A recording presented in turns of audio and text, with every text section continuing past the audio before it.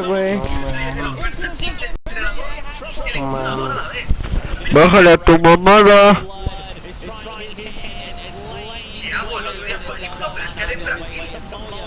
Le voy a dar a esperar.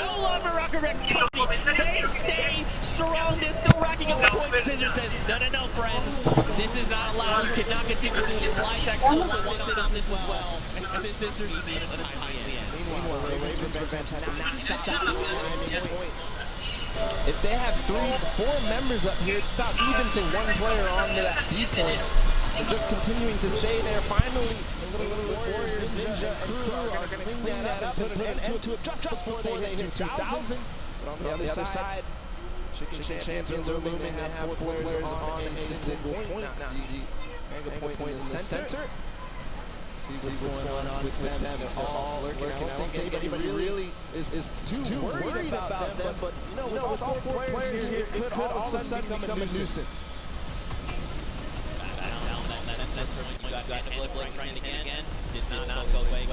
Is here though. For the funky fighters, was a small amount of points still. Every little point you gather is going to make a difference in the end. Back. But for the funky fighters, for just a moment, chaos is down, breaking out down the center right now. What is this? Literally every single sword bearer and almost every single player here. The record company is using those tactical shots and getting in. But again, the Ravens are on point with 4 players. Just shooting down, throwing impulses where they can, and just making sure they're accruing all those points. Meanwhile, the D point, nobody has gotten anywhere since the Funky Fighters were left there for so long. 4 minutes left on that time to follow. These guys have been uncontested just now. Little Warriors want to try and make. Look at Taga. He's literally just slicing all these ice cream cones. I was going to try to say hot night water. These ice cream. It's crazy how nobody except the Little Warriors are trying to contest the Ravens right now. They are sitting on the point by themselves. But again, the Funky Fighters in the center with 4 players. They are not even making any noise. They're not showing that there's anybody there. They are rising so fast. Finally, Turtle comes in. He spots them out. That's not going to be enough. They shut down immediately. They're still on the point. They need box up. They need bunker down. Look at this. They just took the first spot. Someone needs to do something about this.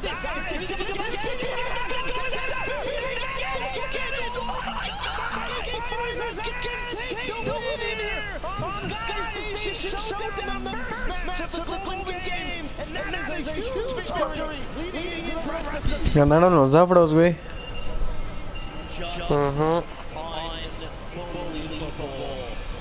For so long, Taga and Rangers have been sat on the green wing completely uncontested. And then for a moment, everyone gets about the center point, and that's enough for all 4 members of the Funky Fighters sitting on the point. It just rises above everyone. Otra vez ganaron esos güeyes, no manches. Y ya partidas normales, ¿no, güey? Porque se dan en la madre. ¿Qué? Pues sí, güey. No mames, es que estoy viendo DJ Mario, güey. Perdón, güey. Ya le bajé. Ay. Once the D point was out, to all the way up to win. And it was 400 points with them at the end there. But you have to also think about who else came very close. Second, Revenge, who's in third, will be able to find out the standings. Just an unbelievable performance there from the Funky Fighters to realize exactly what must be done. That was the second time he popped up that entire D point. That's it for the first of 3 golden games. And for the Funky Fighters, they secure that win. But for now, let's send it back over to She's standing by with the winners. We down to you. Thank you so much, Funky Fighters. Another victory. I feel like I've been talking to you guys all day, but how did you find that remix game? Because those rules were a little bit different than what you were used to. So what was your strategy going into that one, Haci? I mean, everything was so unexpected. We were last and we came first because we got the middle. The point system, because every player gets a point. So we're excited. So excited indeed. Now, Rachel's Revenge was in first place for most of that match, right? You had to come up from behind, which you absolutely did, but I kind of just want to talk a little bit about how there are 3 teams fighting right now for first place, and the winners of this set will be taking home that additional $1 million of prizes. So I don't want to put pressure on you guys, but what is your strategy going into next game? Are you going to stay the same? Are you going to change things up? Are you going to go for the middle again? Probably. Yeah, we're going to keep doing what we're doing, and as long as it works, we're just going to keep it up. For sure. Sounds like a great strategy. Finally, over here to you. When you heard that there was a remix, kind of blind side, what was your first reaction to hearing that? Yellow, go to yellow, I love it. It's so easy. It's a great concept. You talk about it all day. All of these things you break down, but at the end of the day, you just gotta win. You guys said it. The most insightful knowledge you'll ever need in your entire life. It doesn't matter if you just win. Just win. I'm doing wrong. You're wrong. I'm trying.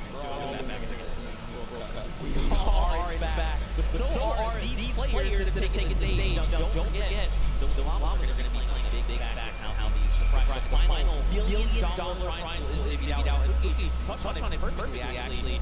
Right now, there's a three-way tie. All right, and that's something to take a look at with those standings, just to give you the refresher.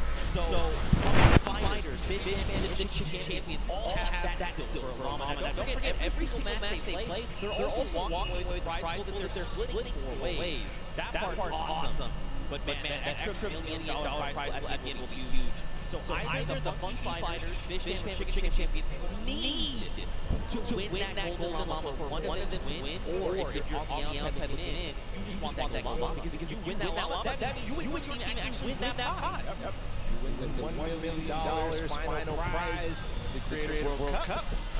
So all is on the line right now. Those prizings, as they shake up into the next sets, are going to be so crucial to keep an eye out for fighters taking a good first lead. This is not enough. We've seen time and time again, these first matches is just set. If people win the first game, they'll end up coming through all the way out to the end. So you have to have a consistently good performance into the next game, which is just going to judge you, and then into the next two, the World Cup. Right. All golden. All golden games. Not the little boys, just the golden games. I love you, buddy. Now, don't forget, if you guys are watching and maybe this is the first time you're tuning in, don't forget you can watch also at Fortnite.com/watch. If you're watching in-game, you can do that as well. If you go to Fortnite.com/watch, you can actually kind of hone in on a specific team. There's 10 different feeds to take a look at, and you can say, like, you know what? I'm all about the Fish fam. I'm just going to watch their perspective. You can do that. Head on over to Fortnite.com/watch. Take a look. Here are a breakdown of your feeds right there on screen. It's an incredible new feature. I love to use it. I checked it out on my phone earlier, and just unbelievable, seriously. To see all the different POVs, to see the first and second place POVs, and then also to be able to pick who you want to watch. You can watch Lachlan in feed 8. You can watch Gotaga in feed 4. So just an awesome feature. Go check it out. It's amazing. Yeah, for sure. Now, don't forget, guys, we are 1/3 of the way through the Golden Games. First one, Sky Station Showdown, is in the books, and the Funky Fighters were, in fact, the winner. Now we move on to the second game, and that is the prop hunt, a.k.a. junkyard props. Only the large ones. You can't go with the, little crowbar. You can't go with the wood planks. You can't go with any of that. And there is one of the prizes for the teams that won before. We've got 10 seconds until the game launches, Zeke. It's the second game of our Golden Games here, guys. It's time. 2, 1, the game begins. Now, just a refresher, we can only be 10-point props. So let's break down what these 10-point props are. You've got a snowman. By the way, there's no snow anywhere else on the map. You've got a Christmas tree with a gold llama on top. Nope, that sticks out like a sore thumb. A giant gnome? Well, I mean, it kind of blends in depending on where you stand. If you hide something that's behind something that's blue, you can make the hide. A giant teddy bear. You've got the target. You've got the rusted out car. I mean, you've also got the giant dumpster. So you know, as you kind of scan your eyes across the map, you know, you can see things like the dumpster, the rusted out car, the target. These are things that could be... Whoa. All right, Kaz. All right, this guy is, guys got the eyes of a hawk. But these props are going to be, they're going to stick out like sore thumbs is what I'm trying to get at. Yep. And a little, ooh, Kaz, awesome. You see his reaction? Yeah, even Kaz is like, ooh. He's like, wait, Scissors was there. He is finding everybody right now. Good vision. And it is interesting. You got to make sure you know who the guards are at the beginning of this. It's the Little Whip Warriors on the bottom level. They're clearing out house right now. Only 4 teams have scored right now. Trying to find people. That there was definitely someone back there that was, there's not supposed to be 3 trucks back there, I don't think. But you know, in playing this, the best way to kind of go about this is every time that those blinds come up, you want to instant reload right then on the spot. Yes, you can try to make blind fires. Unless you're certain, you're like, no, I know where my crosshair is. That's a player. Take the shot. Absolutely. But when those blinds come up, you want to reload. You want to have as many shots as possible before that next, I guess, shade comes back up, right? And the Ravens' Revenge being the other guards, by the way. Nice shot there from Taldak. Yeah, you mentioned when the blinds, I've been calling it the black, when the black comes up, take the time to reload and make sure you're taking the time like Taldak to stop and try to remember exactly what you saw. Don't move your POV, don't move your camera at all. As you try to recognize exactly what changed, you've got to use the uptime of your vision to take as many shots as possible to clear out what you think is possibly a prop. That player came down from below because he hit one of those springboards. Ayuzi moving forward, Zand as well. They're all going with the targets. Ayuzi gets in just barely because Taldak missed his shot. Man, this is really good for the Funky Fighters. They've taken themselves a nice early lead. It's only 20 points, nothing substantial yet, but if they can do this every single round, again, another big prop going in, they're at 50, 30 points ahead of the pack, and the only 3 teams behind them, Fish Fam, Cutter Crew, and the Chicken Champions. And look, time is done. So that's it. So don't forget, Ravens' Revenge, they have already been guarded. So going forward, all they have to do is try and rack up points. This is going to be huge going.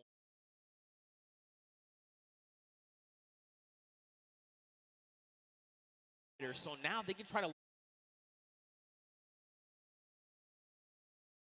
they do, right? Because again, these are big 10-point props. There's a lot of them as well. You know, the props outnumber you pretty substantially. And if you recall the first game where the Ravens' Revenge were actually in second to the Funky Fighters. So, like you said, being güey, no están haciendo las partidas. ¿Qué estoy hablando, güey? ¿Qué pedo?